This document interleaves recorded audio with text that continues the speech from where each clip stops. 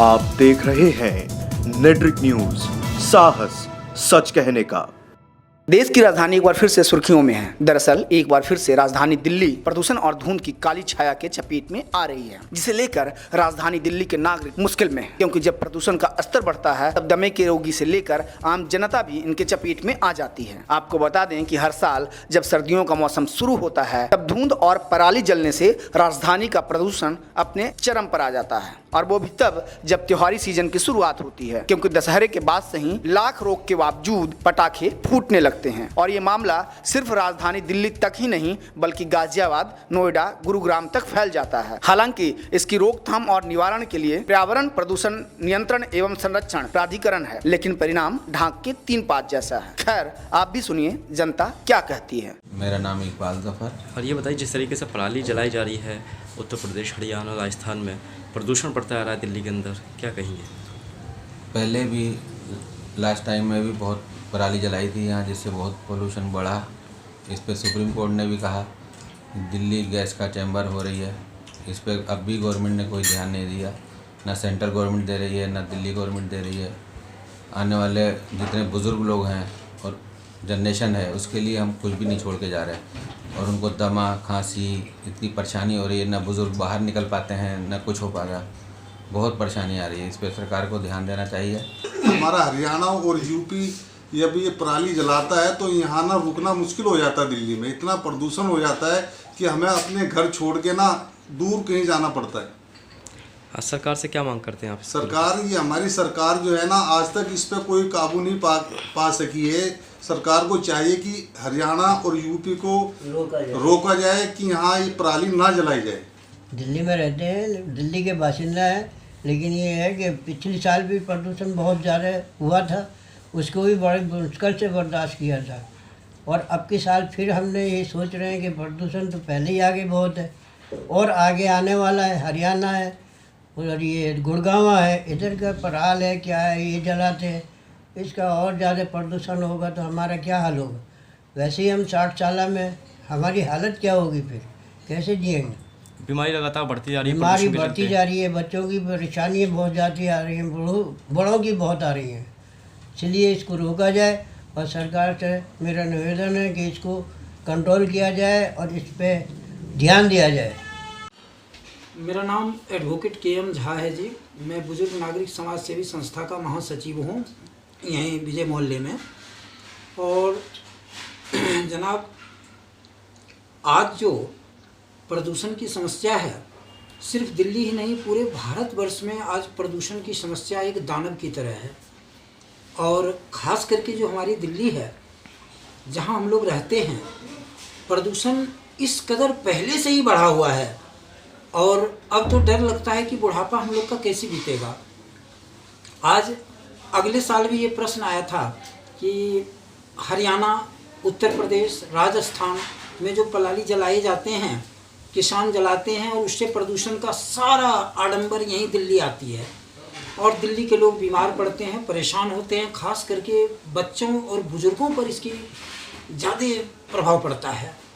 तो सर, मैं दिल्ली सरकार से ये कहना चाहूँगा कि जहाँ तक हो हर संभव, चाहे केंद्र से इनको मदद लेनी पड़े, ज़रूर इस पर विचार करना चाहिए, क्योंकि यहाँ प्रदूषण से खास करके यहाँ की जनता बहुत परेशान है। और सर, मैं यही चाहूँगा, बार बार यही कहूँगा कि प्रदूषण से अगर मुक्ति ना मिली, अगर सरकार ने इस पर ध्यान नहीं दिया, तो आने वाले समय में यहाँ जीना बड़ा दूभर हो जाएगा। यहाँ की तो हमको लगता है जनसंख्या इसी तरह घटता हुआ चला जाएगा और लोग बीमार आधे उम्र में ही मरने लगेंगे। तो सर, मैं बहुत बड़ी विनती करता हूँ माननीय श्रीमान अरविंद केजरीवाल जी से और माननीय श्रीमान प्रधानमंत्री मोदी जी से भी कि इस पर ज़रूर युद्ध स्तर पर कार्रवाई करने के विचार बनाएं। अगर दिल्ली में लोगों को रहने देना है और दिल्ली को एक स्वच्छता के ऊपर आगे बढ़ाना है, तो सबसे पहले प्रदूषण का निवारण हो। और सर, बड़ा मैं दुखी से इस बात को कह रहा हूँ कि हमारे माननीय श्रीमान प्रधानमंत्री जी एक और तो स्वच्छता अभियान चलाते हैं, बेशक वो झाड़ू ज़मीन पर लगता है या ना लगता है वो तो मैं नहीं कह सकता, लेकिन सर दिल्ली के प्रदूषण की समस्या पर जरूर विचार करें। सर एक बार इसी संदर्भ में मैं आज मीडिया के सामने बड़ी जिम्मेदारी से कहना चाहूँगा, और बड़ा हमको अफसोस हुआ उस समय। एक बार बड़ा समझ में मुझे नहीं आया कि ब्रांड एम्बेसडर किसानों को बनाया गया अमिताभ बच्चन को। मैंने सोचने लगा कि यार किसान और खेतीबाड़ी से अमिताभ बच्चन का क्या लेना देना। फिर मैंने सोचा कि हो सकता है हमारे प्रधानमंत्री जी ये सोचे हों कि फल बेशक छोटा हो, पौधे तो नज़र आए बड़े बड़े लंबे पौधे दिखें। तो सर इस तरह की बातें ना हो, युद्ध स्तर पर प्रदूषण के खिलाफ या तो अभियान चलाया जाए। हमारा RWA है यहाँ, बड़ा मजबूती से चल रहा है, बड़ा मोजिश सब लोग हैं, बड़े एक कर्मठ लोग हैं RWA में। हम लोग इसके लिए कदम से कदम मिलाकर सहयोग करना चाहते हैं कि यहाँ प्रदूषण मुक्त दिल्ली हो। बल्कि प्रदूषण मुक्त तो भारत होना चाहिए, लेकिन मैं दिल्ली में रहता हूँ तो थोड़ा स्वार्थ है कि कम से कम दिल्ली भारत की राजधानी है, इसे होना चाहिए प्रदूषण मुक्त। और सर अगर प्रदूषण इसी तरह बढ़ते रहा तो सर मैं एक बार कह रहा हूँ, मेरा अब जीवन क्या बचा। मैं तो इसके बारे में यही कहूँगा, tears and prayers can make difference to the law of nature. All living being must die. So he conceals himself by pointing to the similarity between the just like a daffodil flower.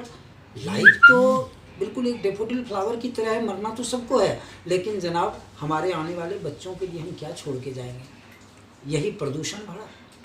सरकार की आपसी लड़ाई के चलते, इनकी आपसी रंजिश के चलते आज दिल्ली का जो दुर्गति हुआ 25 दिन तक जो दिल्ली का दुर्गति हुआ, मैं प्रधानमंत्री और जितने भी राष्ट्रीय पार्टियां हैं, या कांग्रेस हो, आप बीजेपी हो, आम आदमी हो, इनसे मैं पूछना चाहता हूं कि 15 दिन तक जो हम लोग इस तरह नर्क की ज़िंदगी जिए भारत की राजधानी दिल्ली में, ये 25 दिन का ठेका कौन लेगा, इसकी जिम्मेदारी कौन लेगा, हमको बता दें। ये ठीक है, सिर्फ बड़ी बड़ी बातें करने से नहीं होगा जनाब, कम से कम जनता के लिए तो सोचें।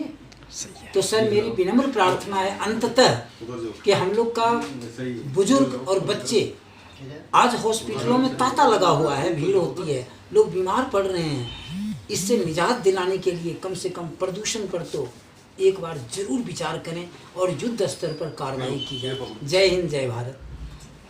हाँ बिल्कुल सही है। इससे पहले लास्ट ईयर भी जो है यहाँ पर जितना पोल्यूशन बढ़ा था, और इस साल भी जो है ऑलरेडी पहले तो यहाँ दिल्ली में इतना पोल्यूशन है, गाड़ियों का धुआं, ये वो सारी चीज़ें, यहाँ पर बहुत ज़्यादा पोल्यूशन है।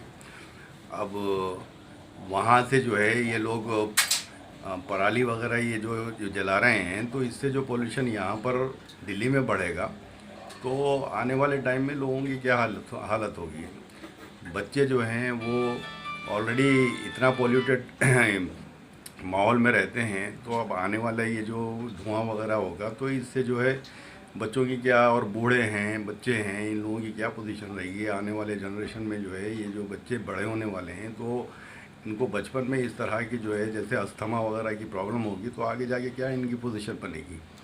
तो मैं दिल्ली गवर्नमेंट से या सेंटर से भी और यहाँ के CM से भी जो है ये रिक्वेस्ट करूँगा कि जो है ये जो पोल्यूशन बढ़ता जा रहा है, तो आने वाली जनरेशन को अगर हमें सेहतमंद रखना है तो इन चीज़ों को बहुत जो है इसके स्ट्रिक्टली जो है इसको रोकना पड़ेगा, नहीं तो आने वाली जनरेशन हमारी बहुत ज़्यादा कमज़ोर होगी। यही मेरी रिक्वेस्ट है CM से और सेंट्रल से भी कि इसको रोका जाए किसी सूरत से। तो सुना आपने दिल्ली के दिलवाले कैसे प्रदूषण के भूत से परेशान हैं, और परेशान भी क्यों ना हो, क्योंकि सवाल जिंदगी और सांस का है। अब देखने वाली बात ये होगी क्या पिछले साल जैसे ही परेशानी इस साल भी आएगी। कई राज्यों से आया हुआ धुआं राजधानी दिल्ली के लिए परेशानी का सबब बन सकता है। जी हाँ, 15 अक्टूबर के बाद राजधानी दिल्ली एक बार फिर से धुएं के अंदर डूब सकती है, क्योंकि हरियाणा, राजस्थान और उत्तर प्रदेश से जिस तरीके से पराली जलाई जा रही है, उससे राजधानी दिल्ली वाले एक बार फिर से परेशान हो सकते हैं। नेटवर्क न्यूज़ के लिए वाजिद अली की रिपोर्ट। हमारे साथ जुड़े रहने के लिए हमारे YouTube चैनल को सब्सक्राइब करें, साथ ही बेल आइकन को दबाएं। नेटवर्क न्यूज़ की खबरें सबसे पहले देखने के लिए।